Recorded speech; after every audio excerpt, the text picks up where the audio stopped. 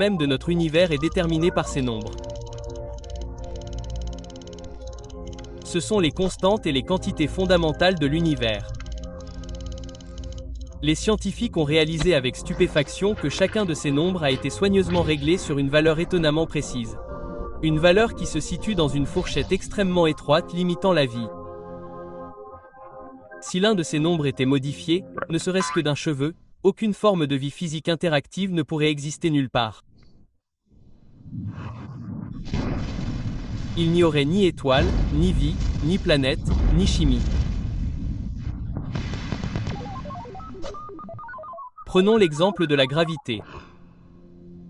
La force de gravité est déterminée par la constante gravitationnelle. Si cette constante variait d'un dixième sur 10, aucun d'entre nous n'existerait. Pour comprendre à quel point cette fourchette permettant la vie est extrêmement étroite, imaginez un cadran divisé en 10 sur 10. Pour avoir une idée du nombre de minuscules points sur le cadran, comparez-le au nombre de cellules dans votre corps ou au nombre de secondes qui se sont écoulées depuis la nuit des temps. Si la constante gravitationnelle avait été désaccordée d'un seul de ces incréments décimaux infiniment petits, l'univers se serait soit étendu et s'est aminci si rapidement qu'aucune étoile n'aurait pu se former et que la vie n'aurait pu exister. Ou bien il se serait effondré sur lui-même avec le même résultat.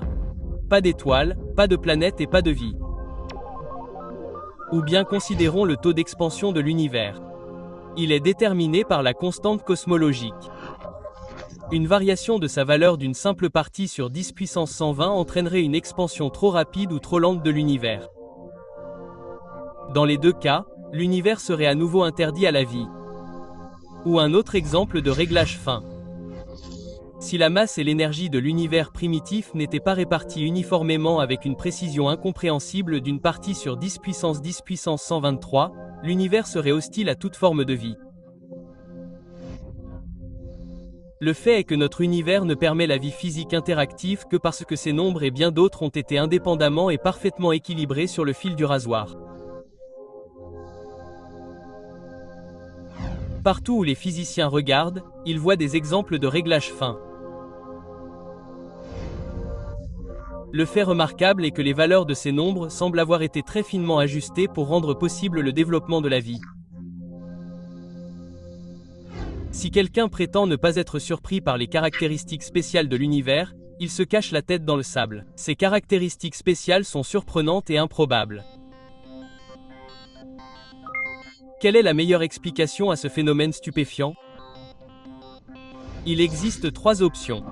Le réglage fin de l'univers est dû soit à une nécessité physique, soit au hasard, soit à une conception.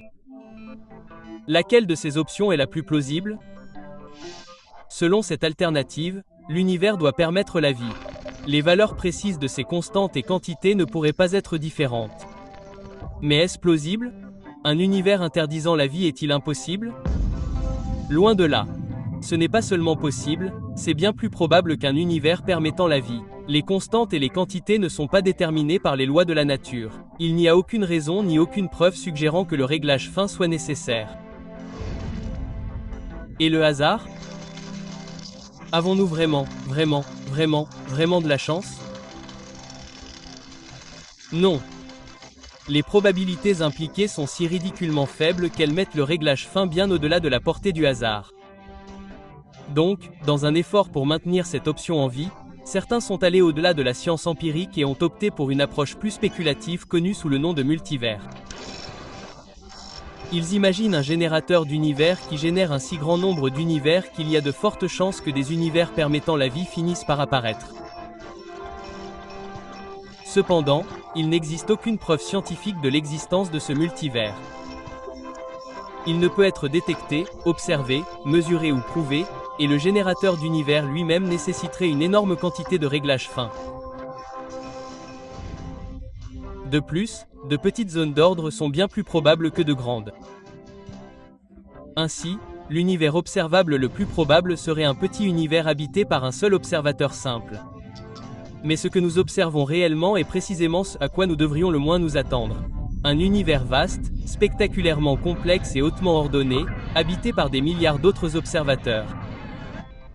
Donc, même si le multivers existait, ce qui est un point discutable, cela ne contribuerait en rien à expliquer le réglage fin. Étant donné l'invraisemblance de la nécessité physique ou du hasard, la meilleure explication de la raison pour laquelle l'univers est finement réglé pour la vie pourrait très bien être qu'il a été conçu de cette façon.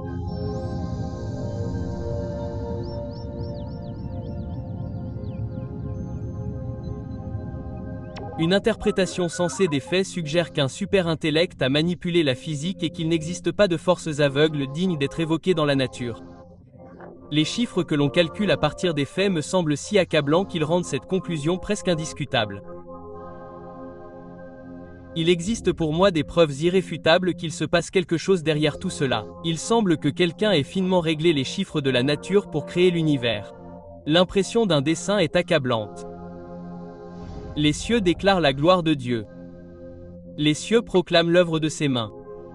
Jour après jour, il déverse des paroles. Nuit après nuit, il révèle la connaissance.